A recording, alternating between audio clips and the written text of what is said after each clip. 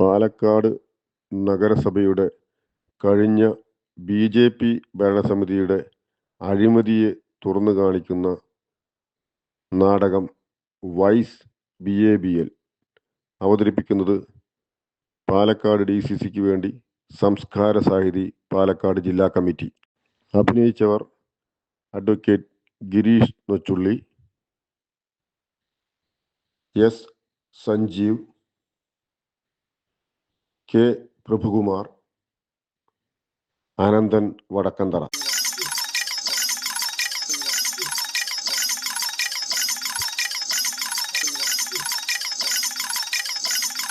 கலிகாலமப்பா கலிகாலம், கலிகாலமப்பா கலிகாலம். கேளுங்க கேளுங்க, இந்த கொடுமைப்படுப்பாக்காரன் சொல்றது கேளுங்க. கலிகாலமப்பா கலிகாலம். திருடர் வாழும் காலம் இது. கோடங்கி சொல்வது பொய் கிடையாது. கோடங்கி சாஸ்திரம் சத்தியமான சாஸ்திரம். മൂത്താരേ, സ്ട്രോങ്ങാ ഒരു ടീ. വൈസ് എന്താ പതിവില്ലാതെ ഈ വഴിക്ക്? ഓ, തിരഞ്ഞെടുപ്പായില്ലേ? മൂത്താരൊരു സംഭവം തന്നെ. എനിക്കും ഒരു ചായ. ராஜா மகாராசா, விசாரிச்சது ஒண்ணு, ஆனா நடக்கிறது வேறொன்னு. 10 அடி முன்னாடி நடந்தால் 20 அடி பின்னாடி இழுக்கும், கூட இருந்து சதிக்கும். எஜமா, கோடங்கி பேச்சு சத்தியமான பேச்சு, பொய் கிடையாது. കോടങ്കി പറഞ്ഞത് കറക്റ്റാ. ராஜா வாங்க, ராஜா வாங்க, கை பார்க்கட்டும் ராஜா. ராஜா, இது ஆயுஸ் ரேகை. ஆயுசுக்கு முடக்கமில்லை, தீர்காயுசு. ஆனா சத்ருக்கள் கூடையுண்டு. തക്കം കെട്ടിയാൽ സതിക്കും.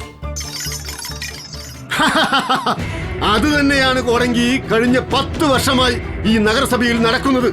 പരസ്പരം ചളിവാരിയെറിയലും പണം തട്ടാനുള്ള മത്സരവും, പിന്നെ ചതിയും വഞ്ചനയും. ഞാൻ വിശുദ്ധനാണ്, ഈ കൈകൾ ശുദ്ധമാണ്. എന്നെ കൊണ്ട് കൂടുതലൊന്നും പറയിക്കരുത്. തന്റെ അധികാര കൊതിയും പണത്തോടുള്ള ആർത്തിയും ആരും അറിയില്ലെന്നാണോ കരുതിയത്? ഈ ശബ്ദം എവിടെയോ കേട്ടതുപോലെ ഉണ്ട്. പാർട്ടിയിലെ ഔദ്യോഗിക പക്ഷത്തിന്റെ അതേ ശബ്ദം. ആരോപണങ്ങൾ ആർക്കും ഉന്നയിക്കാമല്ലോ. ആരോപണങ്ങളല്ല വൈസ് ജി, വസ്തുതകളാണ്. അതെല്ലാം തെളിവുകളും രേഖകളുമായി പുറത്തു വരാൻ ഇനി മണിക്കൂറുകൾ മാത്രം. തെളിയിച്ചാൽ എന്റെ പൊതുപ്രവർത്തനം ഞാൻ അവസാനിപ്പിച്ചേക്കാം.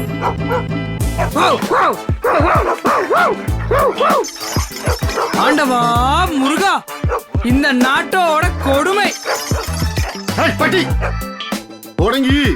നാട് മുഴുവൻ നായകളെ കൊണ്ട് നിറഞ്ഞു. കുട്ടികളെ ഉൾപ്പെടെ നായ കടിച്ചു വലിച്ചിട്ടും ഇളകുന്നില്ലല്ലോ. സ്വന്തം മക്കൾക്കാണെങ്കിലോ? എന്റെ പണി നായ പിടിക്കലാണോ? നായ പിടിക്കാനൊന്നും എന്നെ കിട്ടില്ല. എന്റെ സബ്ജക്ട് ലോ ആണ്, നിയമ വ്യവഹാരം. തന്നെ നാട്ടുകാർ വീട്ടിൽ നിന്ന് ഇറക്കിക്കൊണ്ടുവന്ന് മത്സരിപ്പിച്ചതല്ല. താൻ സ്വയം കുപ്പായമിട്ട് ഇറങ്ങിയതാണ് ജനങ്ങളെ സേവിക്കാൻ. അത് മറക്കരുത്. ചൂടാവാതെ. തെരുവ് നായ്ക്കളെ കൊല്ലാൻ നിയമം അനുവദിക്കുന്നില്ലടോ. തന്നെ പറഞ്ഞിട്ടും കാര്യമില്ല, തനിക്ക് നിയമം അറിയില്ലല്ലോ. നിയമം പഠിച്ചിട്ടാണോ എല്ലാവരും എല്ലാ വിഷയത്തിലും പരിഹാരം കണ്ടെത്തുന്നത്? ഇതൊക്കെ മനസ്സിലാക്കാൻ സാമാന്യ ബുദ്ധി മതി. തനിക്കതില്ലല്ലോ. എന്നാലേ ആ ബുദ്ധി എന്താണെന്ന് കേക്കട്ടെ. നഗരത്തിന്റെ മുക്കിലും മൂലയിലും കുമിഞ്ഞുകൂടിയ മാലിന്യം നീക്കം ചെയ്താൽ തന്നെ തെരുവുനായ ശല്യത്തിന് പരിഹാരമാവും. മാലിന്യമോ? എവിടെ? നമ്മുടെ നഗരത്തിലോ? ഞാനൊന്നും കാണുന്നില്ല. എങ്ങനെ കാണും? AC കാറിൽ നിന്നിറങ്ങിയാൽ നേരെ AC മുറിയിലേക്ക്, AC മുറിയിൽ നിന്ന് നേരെ AC കാറിലേക്ക്. அவர் இப்ப சொன்னது நிஜம்தான். நான் வந்தது மூக்கு பொத்தியா. ரோடு சைடிலே குப்பையில் புழு வரிக்குது. ചാലുകളും ഓടയും പൊട്ടി ഒളിക്കുത്. കോടങ്കിയാണ് സത്യം. എന്റെ ശ്രദ്ധയിൽപ്പെട്ടിട്ടില്ല. എങ്ങനെ ശ്രദ്ധയിൽപ്പെടും? ജനങ്ങൾക്കിടയിലേക്ക് ഇറങ്ങിച്ചെന്നാലേ അവരുടെ പ്രശ്നങ്ങൾ എന്തെന്നറിയൂ. ഇതാ നേരെ താങ്കളുടെ മുന്നിലെ റോഡിലേക്ക് നോക്കൂ. കാണുന്നുണ്ടോ? താൻ കാണില്ല. പശുക്കൾ കിടക്കുന്നത് റോഡിന്റെ നടുവിലാ. പശു മാതാവാണ്. ഗോ മാതാ കീ ജയ്. ഗോ മാതാ കീ ജയ്. ഗോ മാതാ കീ ഗോ മാതാ കീ.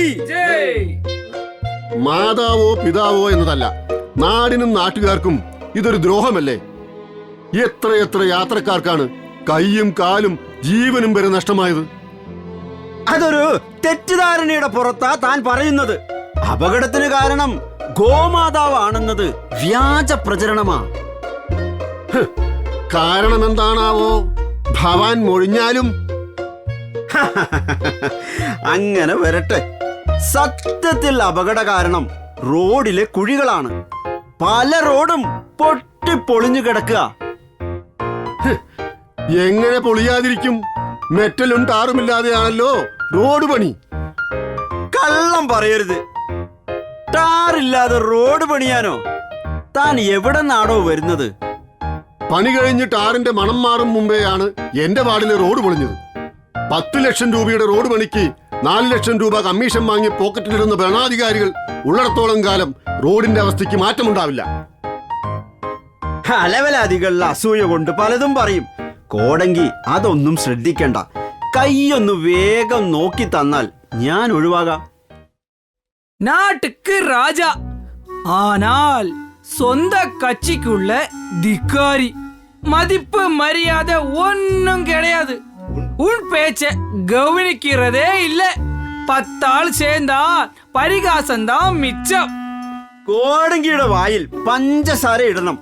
പറഞ്ഞത് എത്ര കറക്റ്റാ. PT ഉഷയുടെ വരവും പോക്കും പത്രത്തിൽ കണ്ട ഞാൻ അറിഞ്ഞത്. ഔദ്യോഗിക പക്ഷം കട്ട കലിപ്പിലാ. കലിപ്പ്, കട്ടക്കലിപ്പ്. ഈ തിരഞ്ഞെടുപ്പിൽ പല പ്രമുഖർക്കും സീറ്റില്ലെന്നാ കേൾക്കുന്നത്. പക്ഷേ എനിക്ക് വേണ്ടി നഗരത്തിലെ മുതലാളിമാർ ആഞ്ഞു പിടിക്കുന്നുണ്ട്. അതിൽ അത്ഭുതപ്പെടാനില്ല. നിങ്ങൾ ഭരിച്ചത് അവർക്ക് വേണ്ടിയാണല്ലോ. കഴിഞ്ഞ 5 കൊല്ലം നിയമം ലംഘിച്ച് തലപൊക്കിയ കെട്ടിടങ്ങളുടെ കണക്കെടുത്താൽ ആ ബന്ധത്തിന്റെ ആഴം മനസ്സിലാവും. നഗരം വികസിക്കുന്നതിലുള്ള അസൂയ, കുശുമ്പ്, ഈ അസുഖത്തിന് മരുന്നില്ല. അസൂയ പോലും സ്വന്തമായി ഒരു തുണ്ട് ഭൂമിയില്ലാത്ത പാവങ്ങൾക്ക് ഭൂമിയോ അന്തിയുറങ്ങാൻ കൂരയില്ലാത്തവർക്ക് വീടോ നൽകാത്ത നിങ്ങളുടെ വികസനം ആർക്ക് വേണം? ഇവിടെ വികസിച്ചത് നഗരമല്ല, നിങ്ങളുടെയും മുതലാളിമാരുടെയും പോക്കറ്റാ. അപ്പടിയാ? ഞാൻ വിശുദ്ധനാ. എന്റെ കൈകൾ ശുദ്ധമാ. ഒരു സാധാരണക്കാരൻ 2 സെന്റ് ഭൂമിയിൽ ഒരു വീട് നിർമ്മിക്കാൻ ഒരുങ്ങുമ്പോൾ എന്തെല്ലാം നിയമ തടസ്സങ്ങൾ പറഞ്ഞാണ് അവനെ പെരുവഴിയിൽ ഇറക്കുന്നത്. നിയമം ലംഘിക്കാനുള്ളതല്ല. നിയമത്തിന്റെ വഴിക്ക് പോകും. മണ്ണാങ്കാട്ട, താൻ എന്നെ കൊണ്ട് പറയിപ്പിച്ച അടങ്ങുമല്ലേ? ഞാൻ വിശുദ്ധനാണ്. എന്റെ കൈകൾ ശുദ്ധമാണ്. പാർക്കിംഗ് സ്പേസ് ഇല്ലാത്ത കെട്ടിടങ്ങൾ, റോഡുമായി നിയമാനുസൃതം അകലം പാലിക്കാത്ത കെട്ടിടങ്ങൾ, നിരവധിയായ അനധികൃത നിർമ്മാണങ്ങൾക്ക് താങ്കൾ ഇടപെട്ടാണല്ലോ നമ്പർ 8 നൽകിയത്. അതെ, അത് കോടതി പറഞ്ഞിട്ടാ. കോടതി പറഞ്ഞിട്ട് നിയമലംഘനം ചൂണ്ടിക്കാട്ടി നോട്ടീസ് നൽകുക, താങ്കളെ കാണാൻ ആവശ്യപ്പെടുക, നോട്ടീസുമായി താങ്കളെ കാണാൻ എത്തുന്നവരെ കോടതിയിൽ പോകാൻ ഉപദേശിക്കുക, കോടതിയിൽ നഗരസഭ തോറ്റുകൊടുക്കുക. ഇതല്ലേ നടക്കുന്നത്? ഇത് നാട്ടിൽ പാട്ടാണ് മിസ്റ്റർ വൈസ്ജി. നുണ, നുണ, പെരും നുണ. നാളിതുവരെ കേസിന് വേണ്ടി ചിലവഴിച്ച തുകയും നഗരസഭ വിജയിച്ച കേസുകളുടെ എണ്ണവും പരിശോധിച്ചാൽ താങ്കളുടെ തനിനിറം വെളിമാകും. ഞാൻ വിശുദ്ധനാണ്. എന്റെ കൈകൾ ശുദ്ധമാണ്. കേസുകൾ തോറ്റതുകൊണ്ടാ താങ്കൾ ഉൾപ്പെടെയുള്ള ഭരണക്കാരുടെ പോക്കറ്റിൽ പണമെത്തിയത്. ബാംഗ്ലൂരിലും ചെന്നൈയിലുമാ നിക്ഷേപങ്ങളിൽ പലതും. ആ പേരുകൾ ഞാൻ പുറത്തുവിടണോ? വേണ്ട വേണ്ട വേണ്ട, ഇപ്പൊ വേണ്ട. തെരഞ്ഞെടുപ്പല്ലേ വരുന്നത്. പ്ലീസ് ദ്രോഹിക്കരുത്. 10 ലക്ഷം രൂപ വാടക കുടിശ്ശികയുടെ പേരിലാണല്ലോ ലൈബ്രറി പൊളിക്കാൻ താൻ നോട്ടീസ് നൽകിയത്. അതെ, എന്താ സംശയം? കോടികളുടെ വാടക കുടിശ്ശികയുള്ള മുതലാളിമാർക്ക് ആർക്കും നോട്ടീസ് നൽകിയില്ലല്ലോ. അതെ, എന്റെ കൈകൾ ശുദ്ധമാണ്, ഞാൻ വിശുദ്ധനാണ്. നഗരസഭയ്ക്കുള്ള വാടക മുടങ്ങിയാലും നിങ്ങൾക്കുള്ള വാടക മുതലാളിമാർ മുടക്കാറില്ല. പിന്നെ എങ്ങനെ നോട്ടീസ് നൽകും അല്ലേ? ഞാൻ വിശുദ്ധനാണ്, എന്റെ കൈകൾ ശുദ്ധമാണ്. ഭരണഘടനാ ശില്പി അംബേദ്കർ ഒപ്പിട്ട പുസ്തകം ഉൾപ്പെടെ ലൈബ്രറിയിലെ 70,000-ഓളം പുസ്തകങ്ങളും പെരുവഴിയിൽ തള്ളുന്നതിന്റെ പിന്നിലെ താങ്കളുടെ താല്പര്യം നാട്ടിൽ പാട്ടാണ് വൈസ്ജി. എന്ത് താല്പര്യം? എന്റെ കൈകൾ ശുദ്ധമാണ്, ഞാൻ വിശുദ്ധനാണ്. വിശുദ്ധൻ സുൽത്താൻപേട്ടയിലെ പുതിയ കോംപ്ലക്സ് തന്റെ ബിനാമിക്ക് വേണ്ടി ഒഴിച്ചിട്ടിരിക്കുകയല്ലേ? ആ ബിനാമിയുടെ താല്പര്യമാണല്ലോ ലൈബ്രറി പൊളിക്കുന്നതിന് പിന്നിൽ. സഹോദര, കാര്യങ്ങൾ പഠിക്കാതെ പറയരുത്. പൊളിക്കുന്നതേ പാർക്കിങ്ങിന് വേണ്ടിയാ. ബിൽഡിങ്ങിന്റെ ഗ്രൗണ്ട് ഫ്ലോർ ഒഴിച്ചിട്ടിരിക്കുന്നത് ചീട്ട് കളിക്കാനാണോ വൈസ്ജി? ചൂടാവല്ലേ. ഒരു വണ്ടി ബിൽഡിങ്ങിന്റെ അടിയിലെത്തി പാർക്ക് ചെയ്യാൻ 150 മീറ്റർ ചുറ്റി വളയണം. അത് പറഞ്ഞാൽ സിഗ്നൽ ചുറ്റി ലെഫ്റ്റ് ഒടിച്ചു കയറ്റണം. കയറുമ്പോൾ കുറെ അലവലാദികളുടെ കടകളും പിന്നെ ലൈബ്രറി എന്ന തകര ഷെഡും. നഗരത്തിന് അതൊരു ബാഡ് ഇംപ്രഷൻ അല്ലേ? സുൽത്താൻപേട്ടയിൽ നിന്നോ വെള്ളാന്തരിയിൽ നിന്നോ അണ്ടർഗ്രൗണ്ടിലേക്ക് ഒരു വഴി വിട്ടിരുന്നെങ്കിൽ ഈ ദ്രോഹം ഒഴിവാക്കാമായിരുന്നില്ലേ? താൻ പൊളിച്ചിട്ട 25 കടമുറികൾ 25 കുടുംബങ്ങളുടെ അന്നമായിരുന്നു. ആ കഞ്ഞിയിലാണ് താൻ പൂഴി വാരിയെറിഞ്ഞത്. അവർ അനാഥരാവില്ല. നഗരസഭ കൂടെ ഉണ്ടാവും. അവർക്കായി പുതിയ കടമുറികൾ നിർമ്മിച്ചു നൽകാനാ പ്ലാൻ. കറങ്ങുന്ന കസേരയിലിരുന്ന് ഇത്തരം വാചകമടിക്കുമ്പോൾ പുറകിലേക്കൊന്ന് തിരിഞ്ഞു നോക്കണം. അവിടെ കാണുന്ന ടൗൺ ഹാൾ കെട്ടിടം പൊളിച്ചിട്ട് എത്ര വർഷം കഴിഞ്ഞു? സുമാർ 10 വർഷം. ഒരു കാലത്ത് നഗരത്തിന്റെ അഭിമാനമായിരുന്നു മുനിസിപ്പൽ ടൗൺ ഹാൾ. കല്യാണമൊഴിഞ്ഞ സമയമുണ്ടായിരുന്നില്ല. കമ്പനികളുടെ വാർഷികം, രാഷ്ട്രീയ പാർട്ടികളുടെ സമ്മേളനം, കൺവെൻഷനുകൾ, നാടകം, ഗാനമേള എന്ന് തുടങ്ങി എന്നും തിരക്കോട് തിരക്കായിരുന്നു. അത് ശരിയാ, എനിക്ക് നല്ലപോലെ ഓർമ്മയുണ്ട്. എന്നാൽ ഇന്നോ പ്രേതാലയം പോലെ കിടക്കുകയാണ്. സ്വകാര്യ ഹോട്ടൽ മണ്ഡപ മുതലാളിമാർ എറിഞ്ഞു കൊടുക്കുന്ന നോട്ടുകെട്ടുകൾക്ക് വേണ്ടിയാണ് താങ്കൾ ഉൾപ്പെടെയുള്ളവർ ടൗൺ ഹാളിന്റെ വഴിമുടക്കുന്നത്.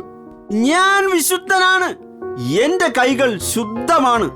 എന്നാലും താൻ ഇതൊക്കെ ഒന്ന് പതുക്കെ പറയടോ. സത്യം പറയുമ്പോൾ പൊള്ളുന്നുണ്ടല്ലേ? എന്നെ അഴിമതിക്കാരനാക്കിയാൽ ഞാൻ മാനനഷ്ടത്തിന് കേസ് കൊടുക്കും. എന്നാ താൻ കേസ് കൊടു. വിരട്ടൽ സ്വന്തം പാർട്ടിക്കാരോട് മതി, നാട്ടുകാരോട് വേണ്ട. കോണെങ്കിൽ അവരെ ശ്രദ്ധിക്കണ്ട. ആ അലവലാദികൾ പലതും പറയും. ഇതൊക്കെ ആര് ശ്രദ്ധിക്കാൻ? ബാക്കി പറ. സഹായം നല്ല ഉണ്ട്. ഒരു പേമാറിയിലും കൈവിടില്ല. ശത്രുവിനെ പോലെ നടിക്കും. ആണാ ശത്രു കിടയാത്. അതാരാ കോടങ്കി? ഉങ്ക നൻപനുട കക്ഷി, അറുവാൾ കക്ഷി. ആ പറഞ്ഞത് എത്ര ശരിയാ. നഗരസഭയിൽ CPM സമരം ചെയ്തതായി ഞാൻ ഓർക്കുന്നേയില്ല. നിങ്ങളോ? എത്രയെത്ര അഴിമതികൾ അരങ്ങേറി.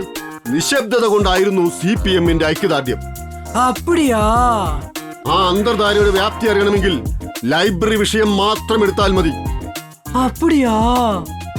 എഴുത്ത്, വായന, പുസ്തകം എന്ന് തുടങ്ങി സാംസ്കാരിക കുത്തക ഇടതുപക്ഷത്തിനാണെന്നല്ലേ അവരുടെ മൈക്ക് കെട്ടി വിളിച്ചു പറച്ചൽ?